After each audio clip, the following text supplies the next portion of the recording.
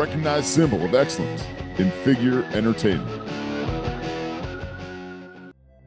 Several years into Mattel's run with WWE figures, they would surprise the most loyal wrestling collectors with a new line of action figures. WWE Retros. These are dubbed Retros because the toys have the same exact size, look, and feel of the WWF figures by Hasbro in the 1990s.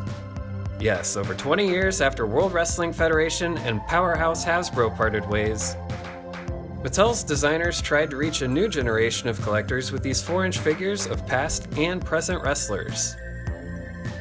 Matching the design of the packaging, and even replicating the parts of the old figures. The original 4-inch figure line by Hasbro lasted 11 series of then superstars and over 100 figures to collect. How would Mattel's WWE Retro line live up to the classic WWF Hasbro line?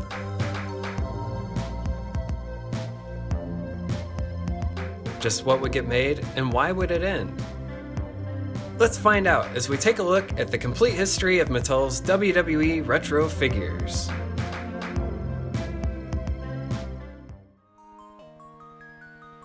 Retros would first be seen by collectors at San Diego Comic-Con 2016.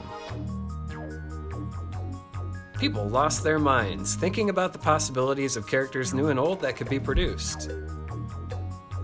Series 1 would first show up at Walmart as an exclusive around the beginning of 2017, with 4 figures retailing for $9.99 apiece. Brock Lesnar, Kevin Owens, Roman Reigns, and John Cena. By fall 2017, collectors would find the other 2 figures that were featured on the packaging. Mid-90s era Purple Undertaker and the Ultimate Warrior. Series 2 would include more characters that you would have expected in figure form had Hasbro's license with the WWF continued into the Attitude Era. The Rock, Triple H, Kane, Steve Austin, Sting, and Mankind. Series 3 came with red packaging, with Seth Rollins, Dean Ambrose, AJ Styles, and Bill Goldberg. As an older fan myself, it was annoying to see a more modern-day Goldberg instead of the classic style, but hey, whatever. Series 3 was the first to include cross-promotion for WWE Mayhem. Mayhem was, and is, an app for wrestling battle, and scanning the QR code associated with the figure stand would unlock the character for play. The price would jump on this series compared to the others, showing $12.99 instead of $10, with Retros now being available at Toys R Us and Target instead of just as a Walmart exclusive. Huge news would kick off 2018, shared on Instagram. Mattel designer David Vonner shared this mock ad for Retros, playing off the vintage Hasbro ad, Undertake 'Em All. The ad showed off what would eventually become the 4th and 5th wave of figures, as well as the new Retro ring. Chances are, if you were aware of this ad, you were also aware that the ring and figures would be available online long before you could find them in retail stores. The 4th wave of Retros included Demon-style Finn Balor, Sami Zayn, Kevin Owens No. 2, and Ric Flair, available May 2018 to internet collectors and by the holiday season 2018 for retail seekers. With so many potential legends in WWE's history, the inclusion of the second Kevin Owens figure in 4 waves was, well, you know. If nothing else, this Ric Flair was a drastic improvement over his 1990s Hasbro figure. The WWE Retro ring would be available on Amazon by the summer of 2018. It would be a little smaller than the ring originally released by Hasbro in the 1990s, and would lack the flag and belt that were packed with the original. That said, collectors wouldn't be complaining about the Retro ring's price tag, which was around $20. Series 5 would drop online around the same time as the 4th, including all 3 members of the New Day in matching outfits: Kofi Kingston, Xavier Woods, and Big E. It also included a 1997 era Macho Man Randy Savage to go with your Sting from Series 2. They wouldn't be available at regular retail like Target until early 2019, even though collectors online would have had them almost 6 months before that.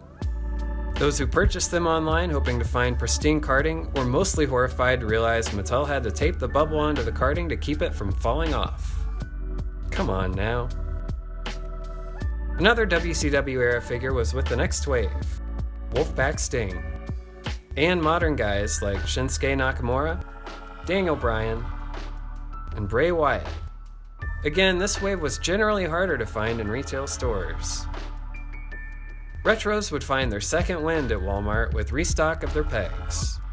Series 7 back on blue carding with Sheamus, Chris Jericho, a classic Kurt Angle, and whoever this guy is pretending to be Shawn Michaels.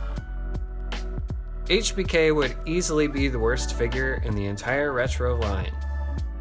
They wouldn't include the stands, going back to their $9.99 price tag, but still included the QR code for the Mayhem app. Series 8 would continue the last series formula with one classic and 3 modern wrestlers: Zack Ryder, Jeff Hardy, Braun Strowman, and the Iron Sheik.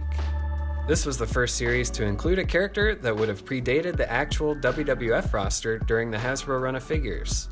Pretty cool. Samoa Joe and Randy Orton. And figures that could have theoretically been included in Hasbro's line with the right timing: Macho Man Randy Savage and Goldust made up the 9th wave. This version of Macho Man was a cool choice, given that the Hasbro version went unreleased. For decades, the unreleased Orange Card Series Diesel would haunt collectors with what could have been. But now, finally to go with your 1, 2, 3 kids, Razor Ramones, and Shawn Michaels, Diesel would see release in the retro style with Wave 10. One more pre-WWF Hasbro style figure with the Junkyard Dog, and 2 modern style wrestlers, Matt Hardy and Elias. The 10th series would be Mattel's final wave of WWE Retro figures. Mattel would announce the figure style would go on hiatus. Not canceled, just on hiatus, until they found a good way to distribute the line going forward. That wouldn't happen, or at least it still hasn't happened yet. What caused the end of WWE Retros? In short, distribution woes. Toys R Us was a big supporter of the retro line, but unfortunately bankruptcy ended Toys R Us in the United States around June 2019, when the 3rd series was at retail. Because of this, many planned ideas like an unnamed retro manager exclusive to Toys R Us, and WrestleMania and SummerSlam themed waves never made it to retail. And like the WWF Hasbro line, we would learn about some unreleased retro figures. An early shot of these 3, Ryback, Neville, and the Ultimate Warrior, leaked to the public. John Cena, The Undertaker, and The Rock had a planned follow-up to their first figures, and also listed at one point or another Kalisto and Cesaro, but pictures were never shown. Enzo was planned for the 4th series, but was replaced by Kevin Owens #2.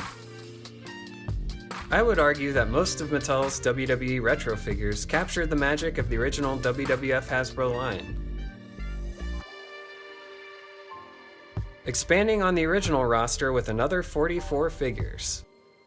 The modern wrestlers were a nice touch, but I think most collectors were really only interested in the line to fill gaps that Hasbro left in their WWF roster. Characters like Diesel and Goldust were great additions for anyone who held on to their collections from the 90s.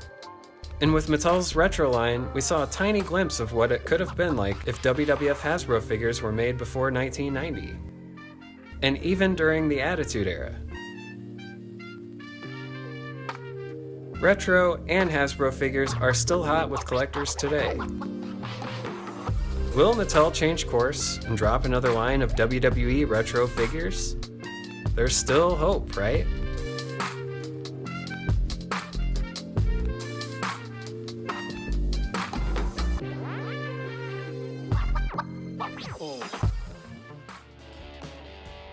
Hey, that's all for this one.